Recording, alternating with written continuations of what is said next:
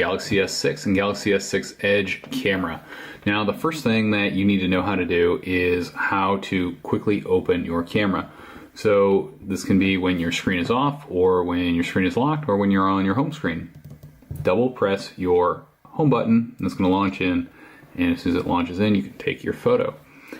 That is the first thing. Next thing to look at are the settings over here on this side. A little easier to see with my finger over the setting. You can hide those with a tap, or you can tap that and you can see them. You can quickly change some of these. We'll dive down into those a little bit more, but right now we want to go into our main settings. If your phone's not unlocked, you will need to do that. We'll use our password to unlock. Now that we're in here, we can see some of the options. By default, the picture size is at the maximum, but the video size is not. So if you want to record 4K video, you're going to have to go in here and you're going to have to choose UHD. Now, while you're doing this, you can't use all of the features.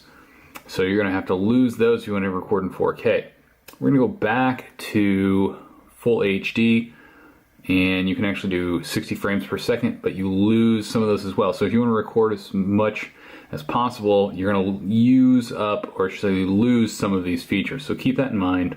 We're just going to go back to regular 1080p full HD. Now we can turn on tracking autofocus. And what this allows to happen is we're able to track the motion of an object as it goes across the screen. So I'm going to tap and hold. And so it has that object, and as I move this across the screen, it tracks that and it will keep that in focus. It knows where it is. Lost it there, there we go. So we can slide it out and it'll keep that in focus. A really cool feature, really handy if you're recording motion. Now you need to make sure you turn that setting on. If you have that on, you lose video stabilization. I like to keep video stabilization on by default because I use that most often. That means when I'm holding it, if I shake a little bit, it's going to account for that and help me out. You can turn grid lines on, personal preference, whether you like to line things up into thirds. So with grid lines on, you can faintly see here, there are lines that show up so that I can keep my shot nice and composed like I want it to. Get Mario in there just at the right spot. There are a few other settings to look at. Location tags are on by default. You can set it to review pictures, which will show you the picture right if you take it. I don't like that. Voice control. This is really handy when it's on, like this. When your camera is up, you can say cheese, smile, shoot, record a video. And when you say these things, it's going to automatically start recording or taking a photo. You saw the screen flash there. So it's a really handy way to sometimes surprise people, or if you have the camera set up across the room, you can use that feature. Volume keys function. This is really important. I have the volume keys set up to take pictures because that's what I want to happen when I push this volume key. So if I'm in the camera, when I push either of these, it's going to take a picture. The other option, depending how you like to use your camera, you can set it to record video. And so this can be handy. So I'm going to remember to take my pictures up here, and then as soon as I want to quickly go into video, I'm just going to push that button and all of a sudden I'm recording video. So if you want to quickly switch between video and photo, you can do that. And then the final option is to use them to zoom in and zoom out. Now, I am not a huge fan of this because when I'm taking photos with a smartphone, I would rather actually get closer than zoom in and possibly lose some of the image quality. But if you prefer, you can set them up like that. We do have a pretty good zoom, maybe 5, 6, 7, 8x digital zoom. So it's not glass. You will lose some of the actual quality of that photo. So we're going to go back, we're going to switch that to take pictures. Other options, you can turn off shutter sound if you don't want people to know when you're taking a photo. Now, while I am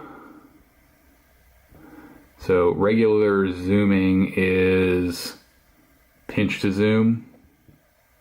So you can go like this. We can zoom in, zoom all the way out to normal.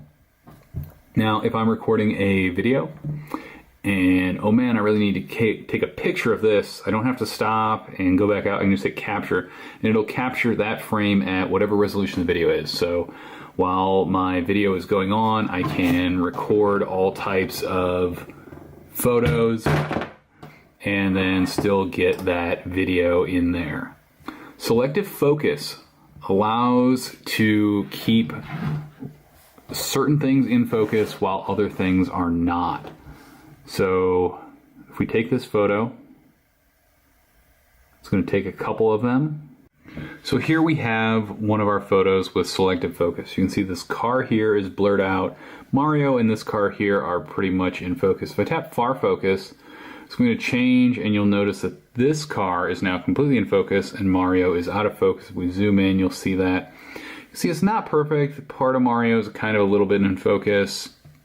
This is a little blurry, but the background is right where we want it. Now, pan focus will combine the two and keep everything in focus. And so where this is handy, if you're going to take a portrait of someone, you can choose near focus, and you'll blur out that background. You get a really cool effect where they're going to really stand out and look really, really nice. Far focus, if you want to kind of have something blurred in the front for that artistic shot, or if you need everything to be in focus, pan focus. So that's one of the really cool options that we like with the Galaxy S6. Now we can choose another mode. If we go back into our camera, we can go into mode. So with Pro, we can actually change a variety of settings. We can choose the focus, far, near, macro, fine tune that. We can change our white balance, which you can see I'm changing it. Here we are not having it set correctly, so it changes everything. But what can happen is when you know what the condition is like, you can set that and you can get exactly what you want. We can also change some different types of themes, so we can get a little bit of an effect on the overall shot. Go back to standard. We can change our ISO, and we can do some exposure compensation, dragging that up, make it really bright, dragging it down, make it really dark, drop it right back there in the center. And so you can keep these and set it up as you need it. With this on, you can change the metering around as well. So there's some handy options in there.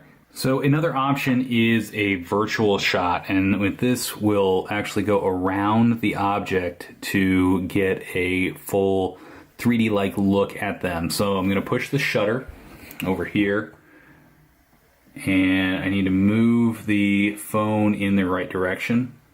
And you'll see as I come across here, it's kind of lighting up in yellow. And I need to keep going, keep going, keep going. And when I come all the way around, it will stop.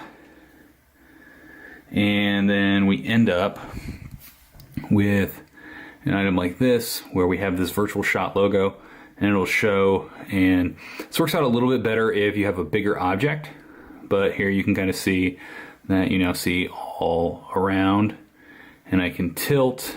Another option to keep in mind is that you can download other modes. If you tap on download, it's going to take you to camera modes that you can download.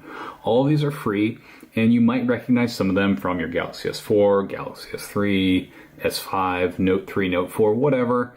And so you can download some of these, like beauty face, rear cam, selfie, sound and shot, sport shot. Tap on whatever one you want, tap install, accept and download, and then you'll be able to access that from your camera so that you can use it when you need to take a different type of photo.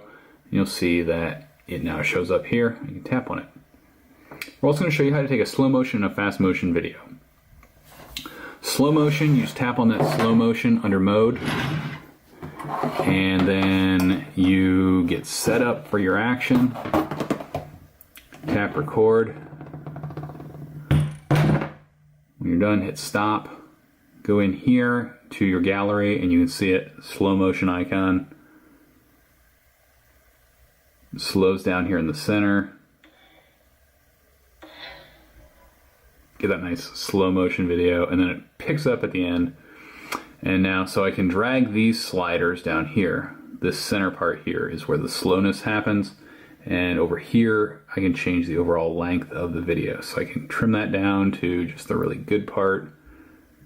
And I can even mute that if I would like to. And then I can export and save that new clip.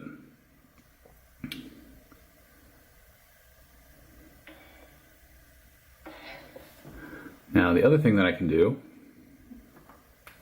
is I can go into mode and then go to fast motion. I can speed things up. So in this case, I'm going to get ready, tap record, and stop. So we recorded about 4 seconds, but it's going to play back much faster. This is the logo for a fast motion. So we tap on that, and in that case, like we couldn't even see the motion because it was so fast. So you can change the speed. So we're just going to play at 4x, and you can actually see a little bit of that motion. But you can split it, you can change the speed, you can speed it up to 32. Works really great if you have something that's moving maybe slow and you can make it look insanely fast. If you need to quickly switch modes while you are in a photo, you can slide over, just swipe in from the left edge and switch the mode that you want to use. That way you can get to that real quick. You can tap on effect here and it will add a different look to your photo, and that'll be live, so you can get that in there, line up your shot, get exactly what you want. You can tap on effect and choose no effect to turn that off.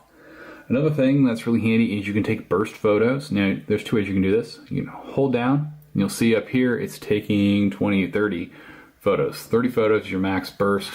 Works really handy if you have motion, so you can show some of that.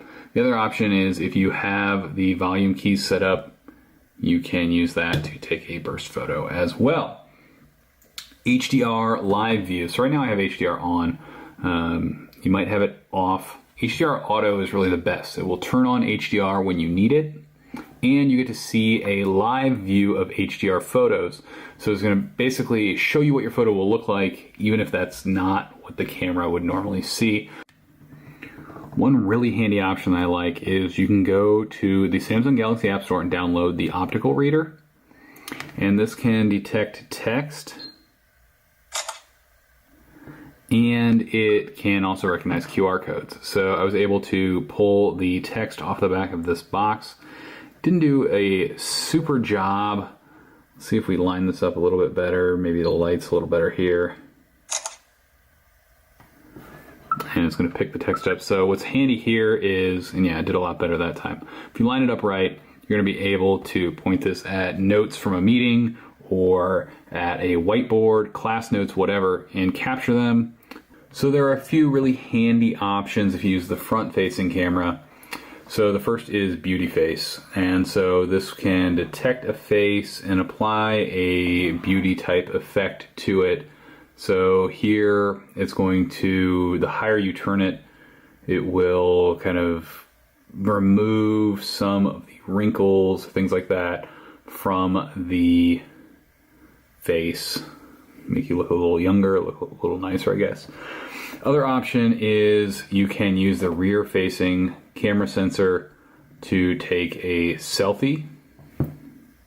And so you'll notice I just took a selfie there. I have my finger on the back, and you have to smile, and it will take it. As soon as it detects your face and a smile, it'll take your picture. And here I have a countdown on. Just place your finger right there. Now the other handy mode is the wide selfie. So the wide selfie helps you put more people in the photo. And so after I tap this, I just basically tilt the phone one way and the other, and it combines them to show a bigger shot. keep more people in, not just more of Josh, but more people in your photo. So that's really all there is to knowing how to use the Samsung Galaxy S6 and S6 Edge. Both of the cameras run the same software, same sensor. Everything you need is right here. If you found this useful, check out the link in the description below, and you'll